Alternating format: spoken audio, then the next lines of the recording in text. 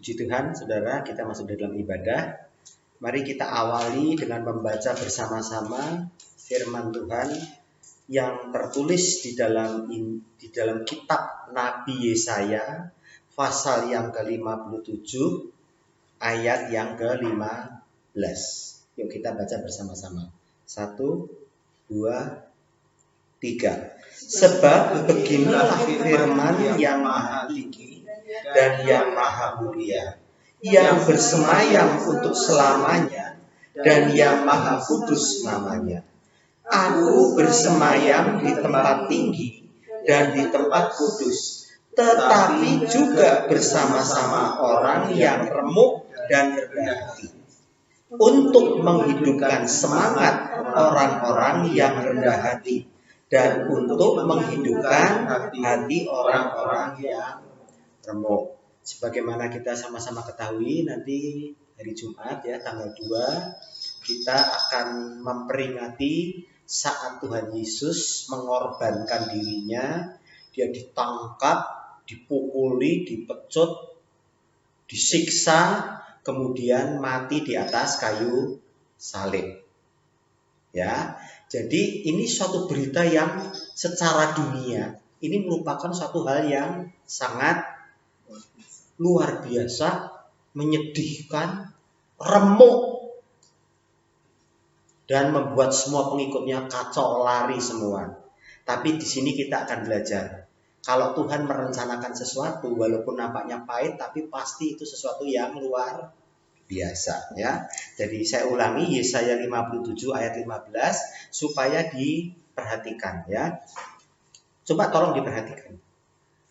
Sebab beginilah firman yang maha tinggi dan yang maha mulia, yang bersemayam untuk selamanya dan yang maha kudus namanya.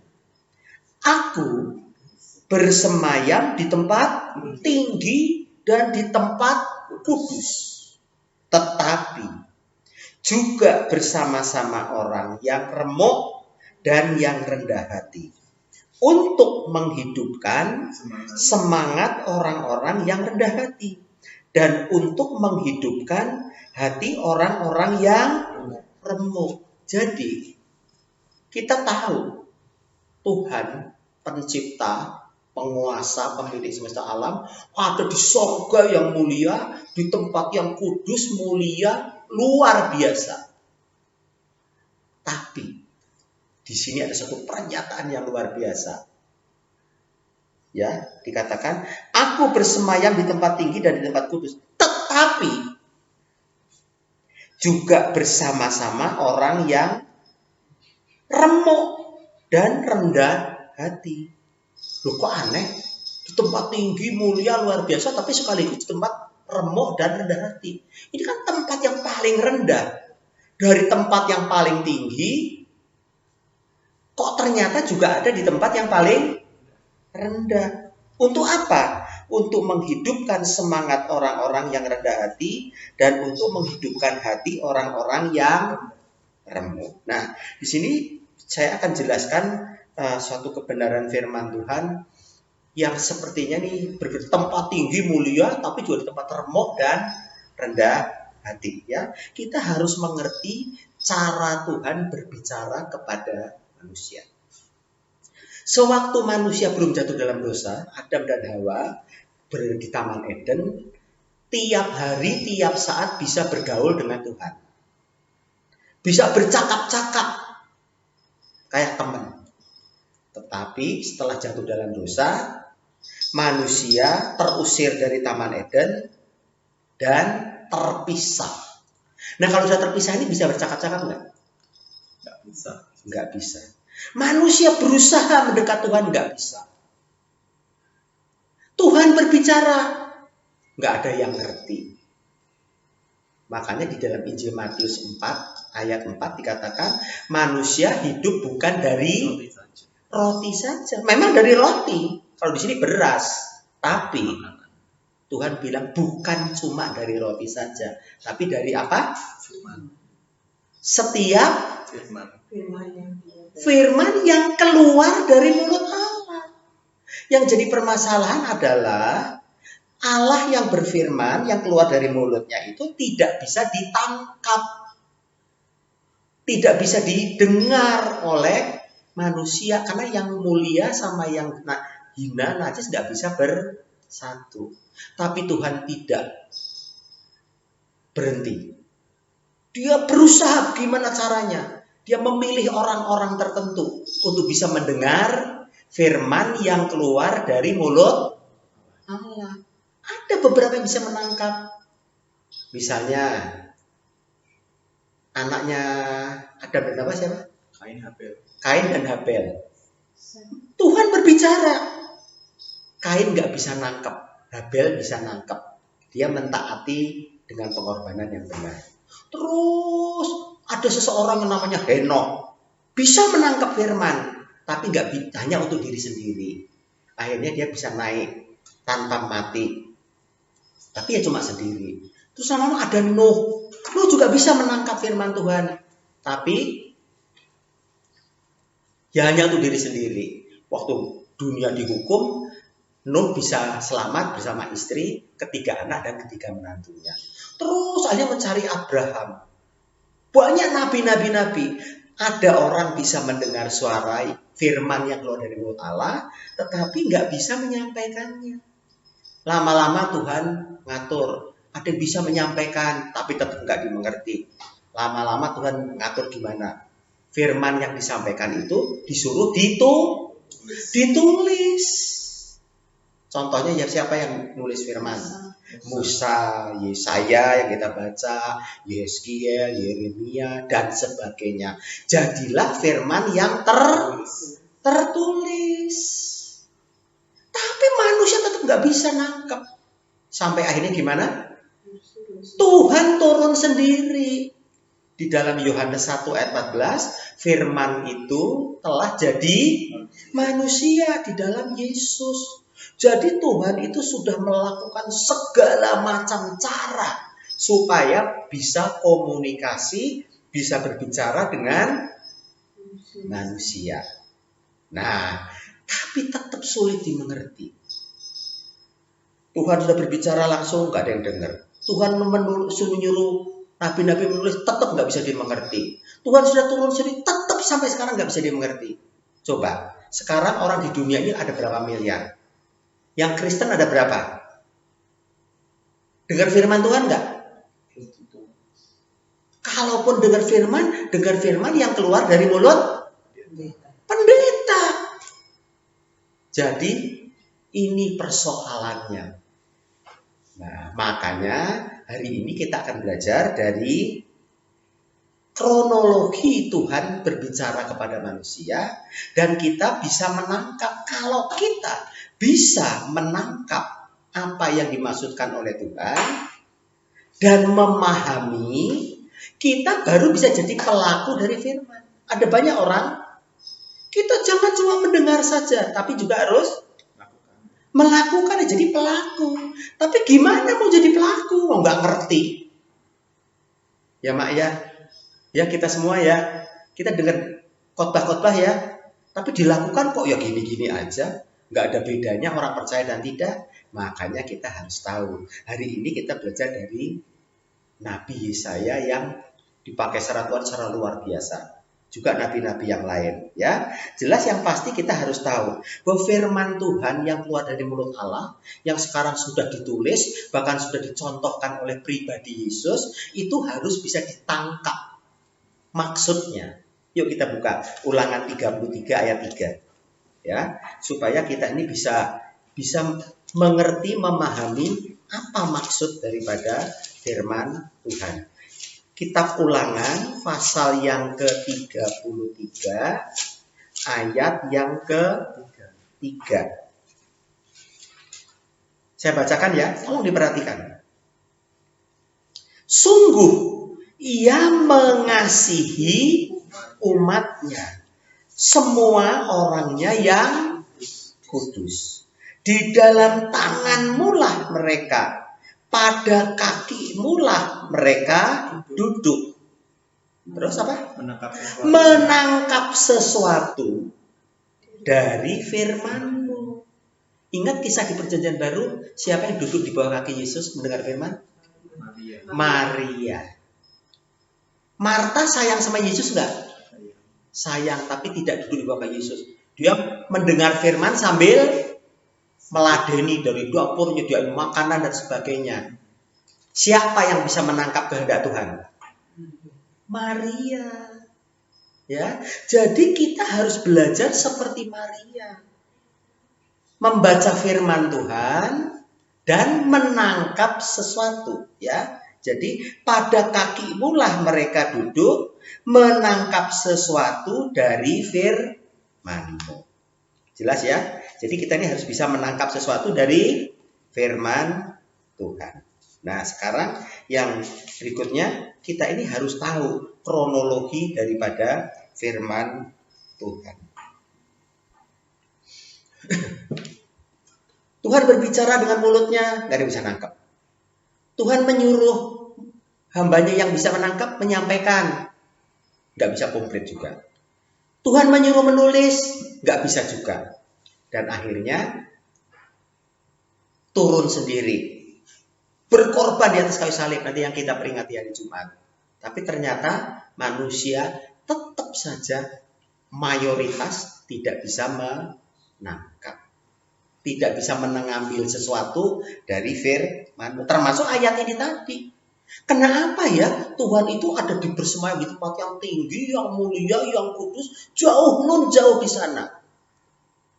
Bagaimana kita bisa meraih? Makanya dia menuliskan melalui Nabi Yesaya, ya.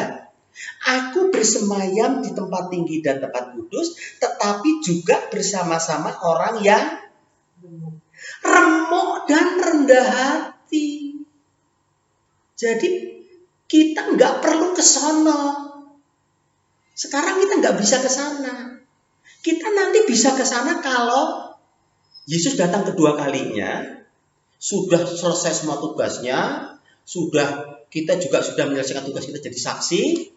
Nanti kita bisa ke sana, ke tempat yang tinggi dan mulia. Nah, kalau sekarang gimana? Tuhan ngasih jalan. Jalannya gimana? Walaupun aku bersemayam di tempat yang tinggi, yang mulia, yang nggak bisa dijangkau, tetapi ada di mana?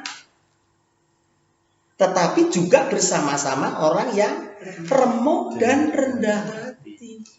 Dengan kata lain, kalau kita remuk hati dan rendah hati, Tuhan ada di situ.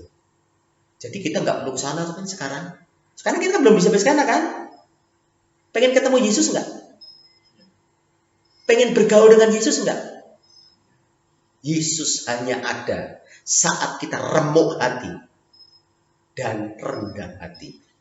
Di dalam Matius 11 ayat 29 dikatakan ya, pikulah kuk yang kupasang, belajarlah kepadaku karena aku lemah lembut dan rendah hati. Jadi kita harus jadi orang yang rendah hati. Juga remuk. Remuk itu apa? Ingat nggak waktu manusia jatuh dalam dosa, Tuhan bertanya sama Adam, kemudian Tuhan bertanya sama Hawa, kenapa kamu melanggar firman-Ku kan begitu? Hawa jawab gimana?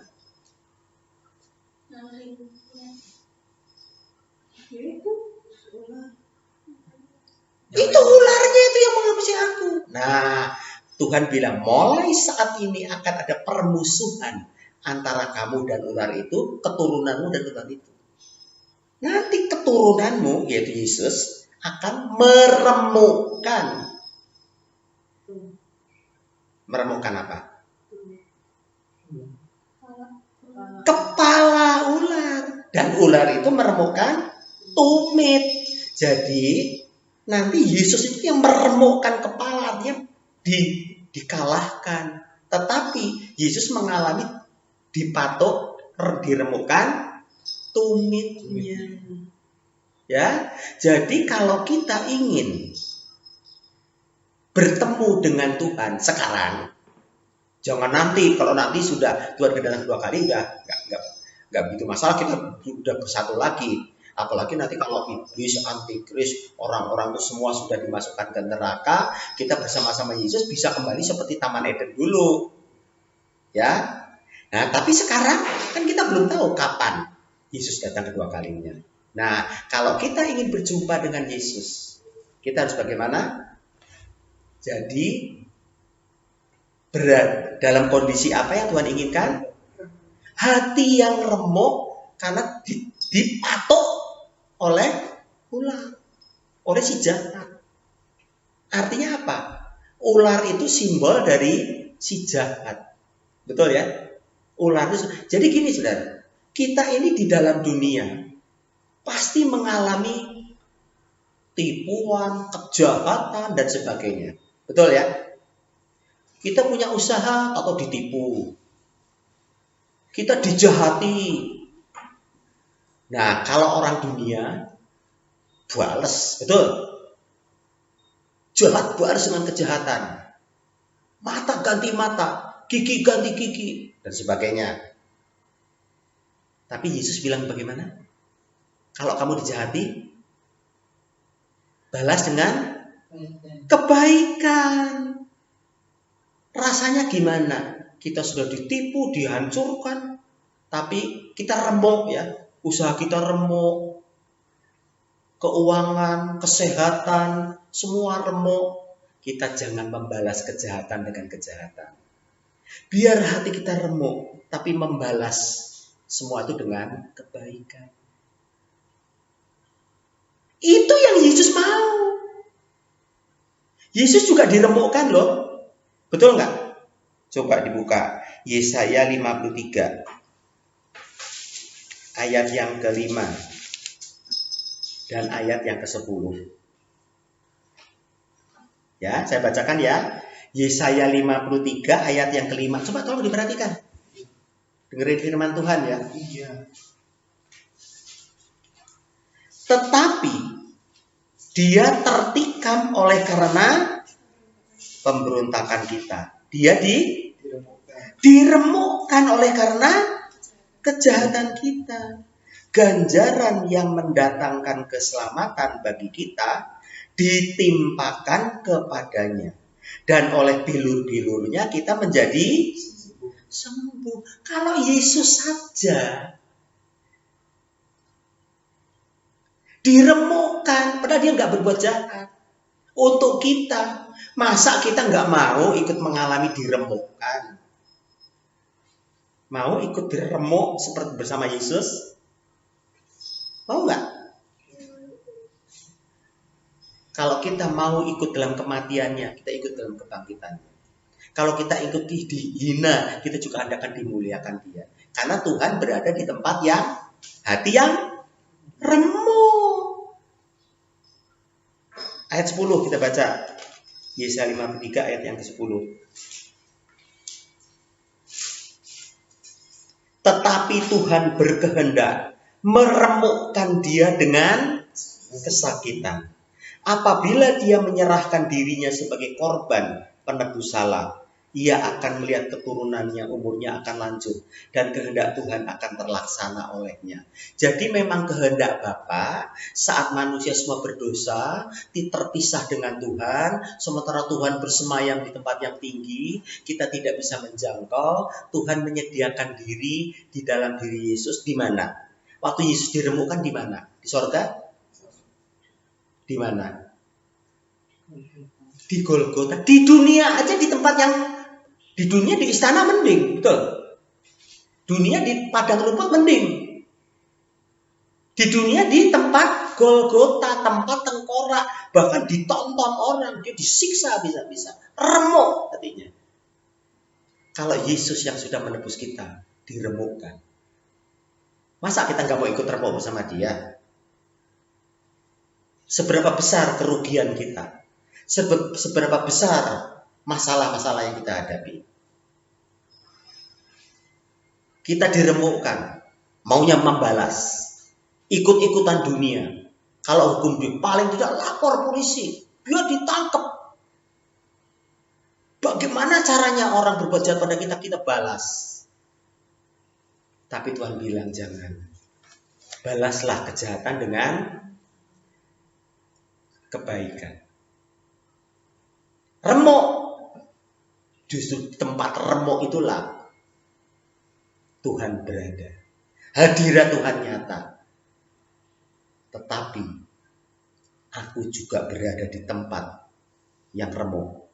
Aku bersemayam di tempat tinggi dan di tempat kudus. Tetapi juga bersama-sama orang yang remuk dan rendah hati. Untuk menghidupkan semangat orang-orang yang rendah hati dan untuk menghidupkan hati orang-orang yang remuk. Lalu kalau rendah hati itu maksudnya gimana? Lawan rendah hati apa? Tinggi hati alias sombong. Orang Kristen ada yang sombong nggak? Sombongnya kalau sombong dunia masih ya itu lumrah ya. Tapi sombong rohani. Dapat berkat luar biasa. Nih, aku diberkati Tuhan. Enggak apa-apa memang berkat Tuhan. Tapi nadanya nada sombong. Karena aku suci, rajin ibadah, begini, begitu, begini. Kayak orang Farisi. Tuhan, aku beribadah tiap hari ini. Aku berpuasa, Tuhan. Aku tidak mencuri. Aku membayar perpuluhan. Aku ini, itu. Betul itu. Tapi tinggi hati apa rendah hati? Tinggi hati apa rendah hati orang Farisi itu? Tinggi hati. Nggak ada Tuhan di sana. Sebaliknya, pemungut cukai, dia tidak berani di tempat umum. Dia bersembunyi. Dia tertunduk. Tuhan, kasihanilah aku orang berdosa ini. Dia remuk. Dia rendah hati. Rendah diri malahan. Dan Tuhan Yesus bilang apa? Orang ini bukan yang itu yang dibenarkan oleh Tuhan. Jadi kalau kita sekarang ini sebelum kedatangan Tuhan yang kedua kali ingin bertemu Yesus, ingin merasakan kuasanya, usaha diberkati. Kalau usaha diberkati, sukses besar, melebihi orang-orang lain, gimana caranya kita tetap rendah hati? Gimana? Nih, taat sama Tuhan, baca firman Tuhan terus, ibadah terus, gitu? Bukan, itu tinggi hati. Kalau kita diberkati, semua ini dari Tuhan. Ini anugerah Tuhan. Dengan pertolongan Tuhan, Tuhan menghindarkan aku dari berbagai macam masalah. Semua karena kasih-Nya. Kalau diberi karunia, berdagang sukses, diberi karunia, bisa berkhotbah, bisa menyanyi dengan bagus, memuliakan Tuhan. Gunakan semua itu dengan segala kerendahan hati. Di dalam segala kerendahan hati itu, dengan seremuk, karena menghadapi orang-orang yang berbuat jahat pada kita. Apa janji Tuhan? Apa janji Tuhan? Aku bersemayam di tempat tinggi dan di tempat kudus.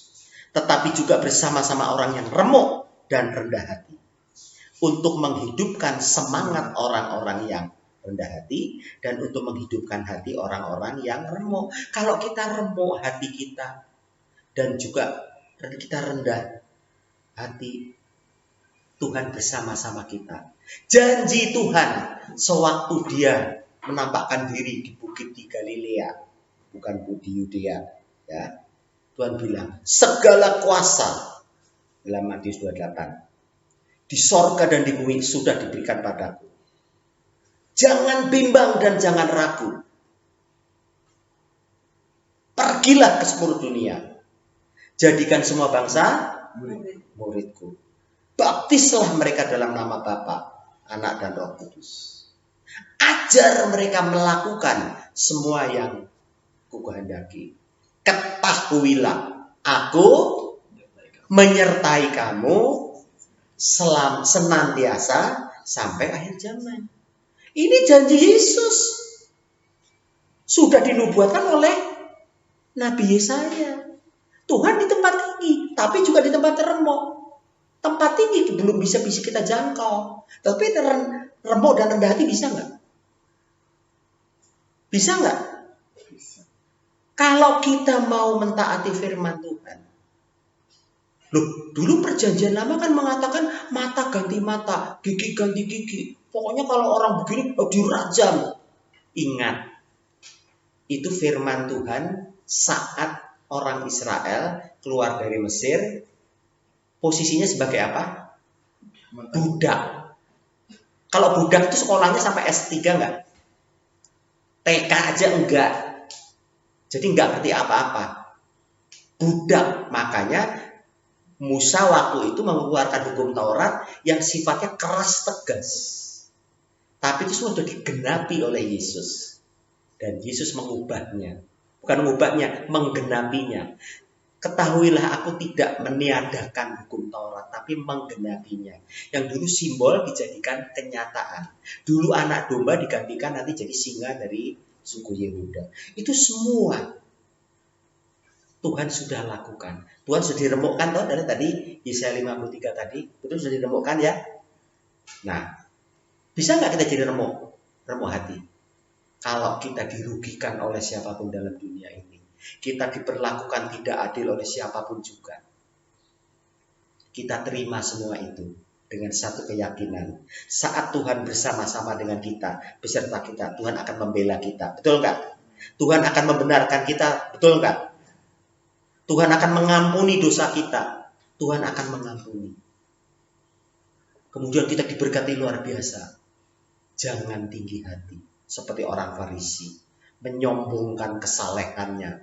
Menyombongkan kesuciannya. Menyombongkan rajinnya ibadah dan lain-lain. Tetapi, ayo kita remuk hati seperti orang pemungut cukai itu. Dan mohon belas kasihan Tuhan.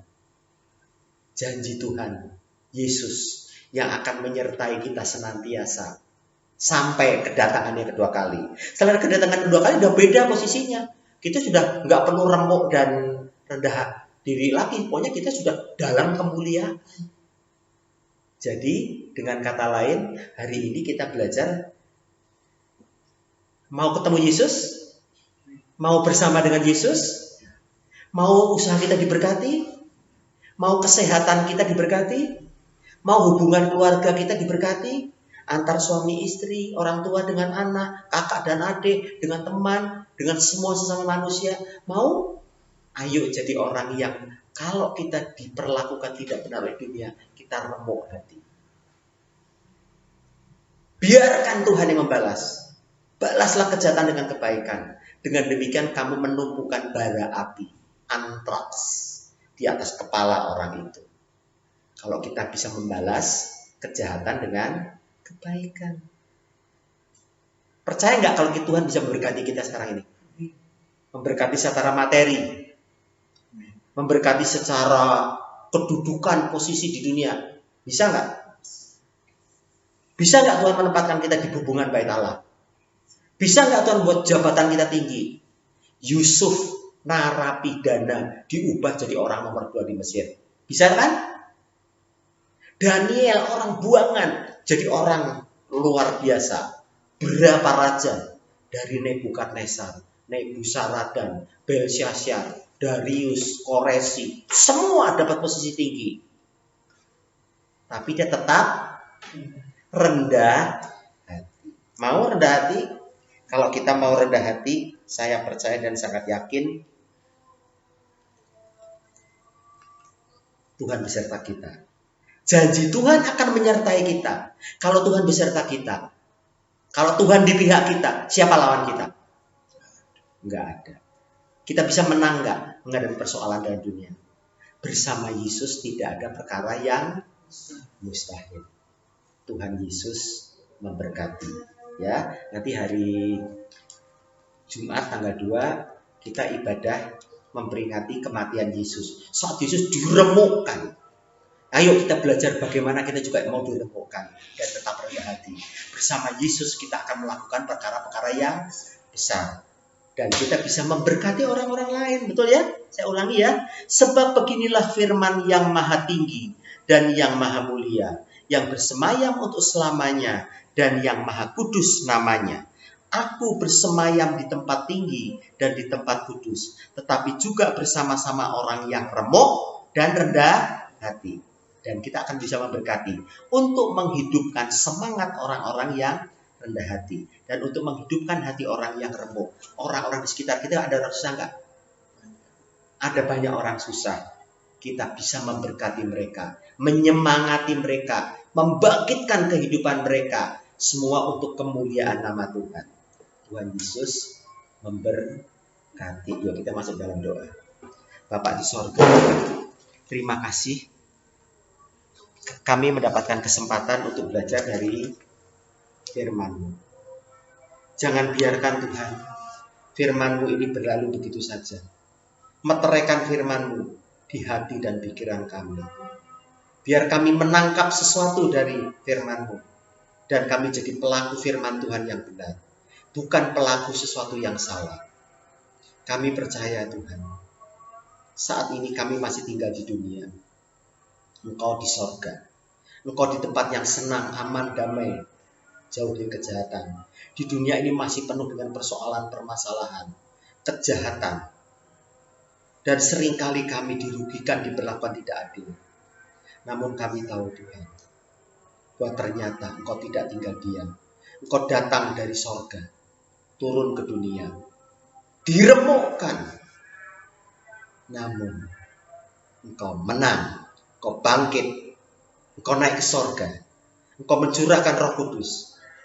Dengan janji, Immanuel, Allah menyertai kita. Senantiasa sampai akhir zaman. Mari Tuhan, saat ini kami masih tinggal di dunia. Sambil menantikan kedatangan-Mu yang kedua kali nanti. Di mana kami akan terbebas serta tuntas dari persoalan-persoalan dunia ini. Mampukan kami untuk berpegang pada firman-Mu. Firman-Mu yang keluar dari mulut-Mu kami tidak bisa menangkapnya. Tetapi firman Tuhan yang tertulis tersedia. Dan kami bisa belajar setiap saat. Dengan tuntunan dari Roh Kudus. Dan kami akan dapat menangkap sesuatu dari firman-Mu. Seperti Maria, bukan seperti Marta. Mari Tuhan Yesus. Di dalam kehidupan kami. Di dunia sekarang ini. Sampai kedatangan-Mu yang kedua kali nanti. Kalau kami diperlakukan tidak adil, kami diremukkan di dalam semua aspek kehidupan kami. Biarlah kami tidak membalas, tetapi memahami firman-Mu Tuhan Yesus dan mentaati seperti Engkau mentaati. Kalau Engkau saja diremukkan, apalagi kami. Engkau diremukkan tanpa salah. Kalau kami diremukkan memang sepantasnya. Mampukan kami untuk mentaati firman-Mu. Dan kalau kami diberkati, dan kami yakin tidak, kalau pasti kami juga diberkati. Secara materi, secara kesehatan, secara semua aspek kehidupan. Tolonglah Tuhan, supaya semua berkat-berkat-Mu yang luar biasa itu tidak membuat kami jadi tinggi hati dan sombong. Tetapi kami tetap rendah hati. Sebab Engkau bersemayam di tempat yang tinggi dan kudus. Tetapi Engkau juga bersama-sama orang yang remuk hati dan rendah hati. Bersama-sama dengan Engkau, kami akan bekerja untuk mempermuliakan Engkau. Memperlebar kerajaan-Mu. Engkau tidak menghendaki seorang pun binasa. Dan Engkau sendiri Tuhan, yang akan memperlengkapi kami dengan kekuasaan dan tempat yang maha tinggi. Sehingga kami dapat menjadi berkat. Menyemangati orang-orang yang sudah putus asa. Bahkan kami akan dapat memberkati mereka untuk kemuliaan nama-Mu. Terima kasih Bapak di surga, terima kasih.